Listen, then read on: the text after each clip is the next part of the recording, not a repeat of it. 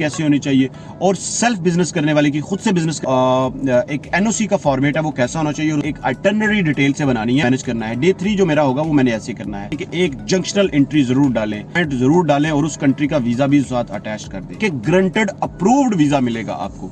अब मैं आपको 99 नहीं बल्कि 100% श्योरिटी से कहता हूं, जब आप ट्रैवल प्लान आप चुके होते हैं कि आपने यूरोप में जाना है और आपकी क्या एक्टिविटीज हो। Hi guys, welcome to my YouTube channel, welcome to another interesting vlog. एक नई इंफॉर्मेटिव इंटरेस्टिंग वीडियो लेके मैं आप लोगों के पास आया हूं। मैंने यूट्यूब के ऊपर कोई ऑलमोस्ट मोर देन 300 वीडियोस जो है ना वो अपलोड की हुई हैं। अगर नहीं भी होंगी तो हो जाएंगी।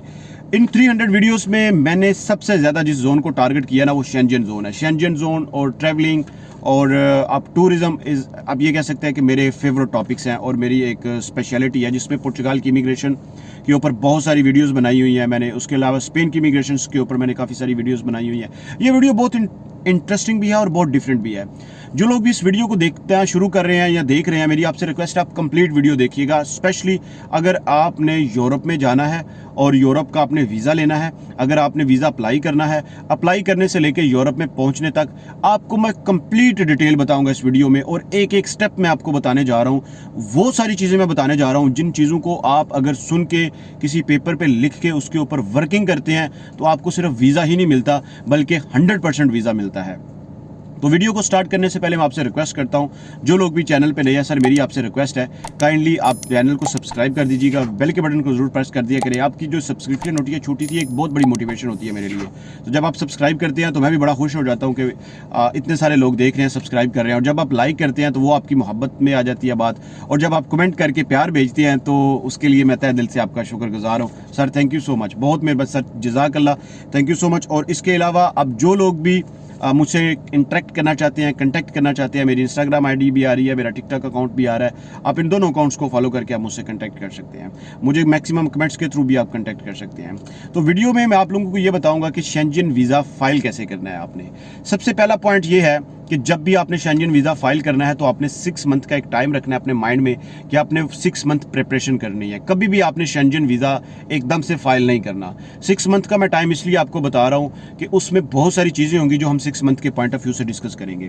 नंबर 1 के ऊपर आपने 6 मंथ का टाइम रखा है तो आपने सबसे पहला पॉइंट 6 मंथ के पॉइंट ऑफ व्यू से आपने ये सोचना है कि आपने अपनी बैंक स्टेटमेंट को प्रॉपरली प्रिपेयर करना है। अगर आपको ये समझ नहीं आती कि आपने अपनी बैंक स्टेटमेंट कैसे प्रिपेयर करनी है तो मैंने बैंक स्टेटमेंट से रिलेटेड वीडियोज़ बनाई हुई हैं जिसमें मैंने बताया हुआ है कि बैंक स्टेटमेंट कैसे होनी चाहिए, एक जॉब करने वाले बंदे की बैंक स्टेटमेंट कैसी होनी चाहिए, एक बिजनेस करने वाले बंदे की बैंक स्टेटमेंट कैसी होनी चाहिए, एक बंदा जिसके पास 2 अकाउंट्स हैं, 2 अकाउंट्स होल्डर की बैंक स्टेटमेंट कैसी होनी चाहिए, और सेल्फ बिजनेस करने वाले की, खुद से बिजनेस करने वाले की, एक छोटा बिजनेस जिसे हम कह देते हैं कि एक दुकान है उसकी, एक छोटा सा कारोबारी आदमी है, उसकी जो एक बैंक स्टेटमेंट है वो कैसी होनी चाहिए। तो आपने अगर वो वाली वीडियो नहीं देखी तो आप प्लीज़ वो बैंक स्टेटमेंट की वीडियो देखें, मेरी वीडियोज़ में जाके उसमें सर्च करें, आपको मिल जाएगी। आप बैंक स्टेटमेंट की वो वीडियो देखें, आपको बहुत सारा इन्फॉर्मेशन और नॉलेज मिलेगी बैंक स्टेटमेंट से रिलेटेड। 6 मंथ पहले आपने स्टार्ट किया, आपने बैंक स्टेटमेंट प्रिपेयर कर ली। नंबर 2, अब आपको मैं वीजे की तरफ लेके नहीं जा रहा, मैं पहले आपके डॉक्यूमेंट्स पूरे कर रहा हूं, अपने डॉक्यूमेंट्स कंप्लीट करने हैं, फिर हम वीजे की तरफ जाते हैं कि वीजा हमने कैसे फाइल करना है।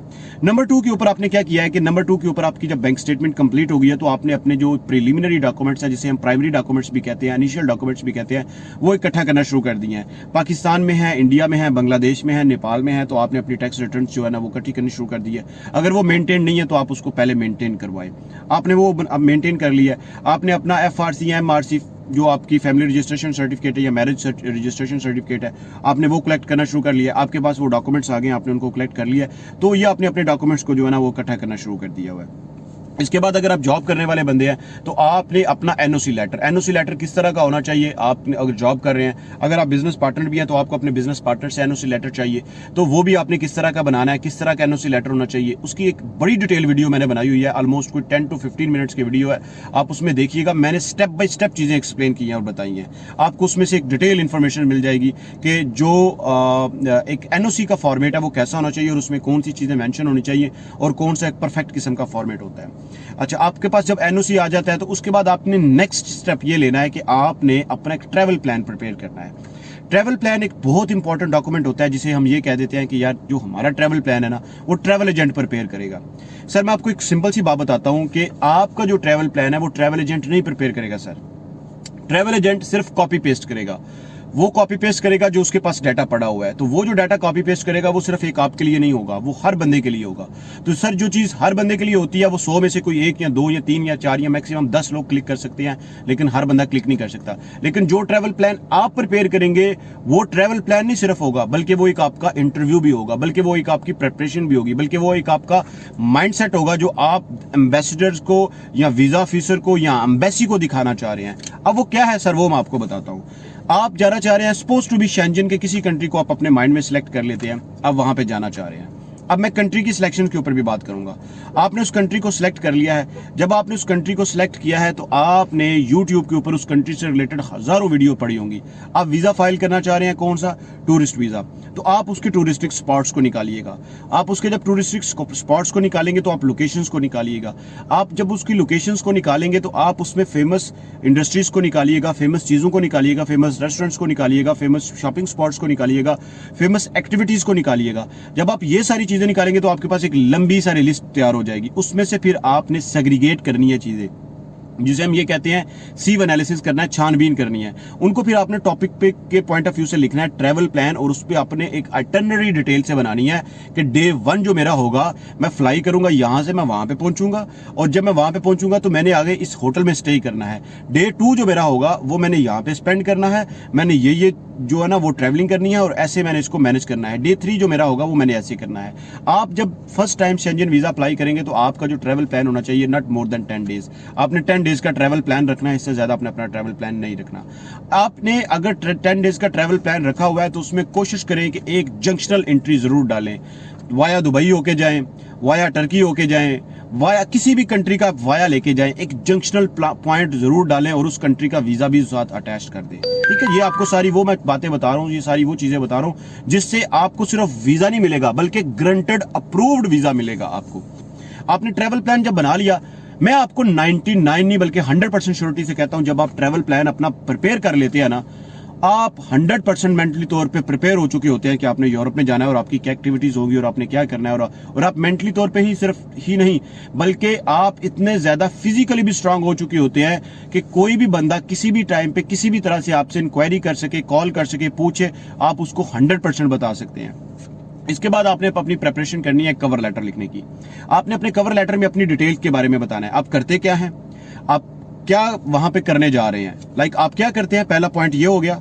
इसके ऊपर आपने 2 to 3 लाइंस लिखनी है, एक इंट्रोडक्शन देना है।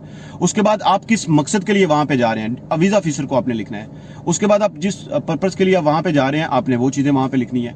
आप टूरिस्टिक पॉइंट ऑफ व्यू से वहां पे जा रहे हैं, आपके साथ कौन से लोग जा रहे हैं, अकेले जा रहे हैं, फैमिली के साथ जा रहे हैं, वो चीजें आपने लिखनी है। आपकी इंटेंशंस क्या है, कितने दिन वहां पे रुकेंगे, कितने दिन के बाद वापस आ जाएंगे, आपने वो उस कवर लेटर में लिखना है। और उसके बाद कौन सी ऐसी चीज है जो आपको अपील कर रही है जिसकी वजह से आप वहां पे जा रहे हैं, आपने वो चीज मेंशन करनी है।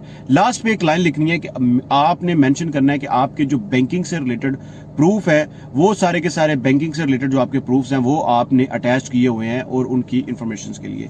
लास्ट पॉइंट ये है कि आपने जब अपनी एप्लीकेशन फॉर्म को फिल करना है तो आपने, अगर वो फॉर्म अच्छे तरीके से खुद फिल नहीं कर सकते, आपने जिस भी ट्रैवल एजेंट से वो फॉर्म फिल करवाना है, आपने उसके पास बैठ के वो फॉर्म फिल करवाना है। उसमें बहुत सारे टेक्निकल पॉइंट्स आते हैं जिनका हमें नहीं पता होता, और वो टेक्निकल पॉइंट्स ट्रैवल एजेंट अपनी मर्जी से डाल देता है, और वो ऐसे ही फाइल आपकी प्रिपेयर कर देता है कि आपका जो बैकअप होता है वो डिफरेंट होता है, और आपको जो फ्रंट लुक देख के दिखाया जा रहा होता है वो डिफरेंट होता है, आपका वीजा रिजेक्ट हो जाता है। तो ये वो सारी चीजें हैं जो आप मुझसे डिस्कस करना चाहते हैं या पूछना चाहते हैं, मैंने आप लोगों के साथ शेयर की हैं। इनसे रिलेटेड कोई बात हो, अगर आप मुझसे कुछ कहना चाहते हो तो आप जरूर आप मुझसे कह सकते हैं। शेंजन कंट्री कौन सा सिलेक्ट करना चाहिए, इस वक्त किस कंट्री के सबसे ज्यादा वीजा मिल रहे हैं, कमेंट में मुझसे पूछिएगा, मैं जरूर आपको कमेंट में हाईलाइट करके बताऊंगा। मिलते हैं एक नए इंटरेस्टिंग व्लॉग में, तब तक के लिए स्टे ब्लेस्ड।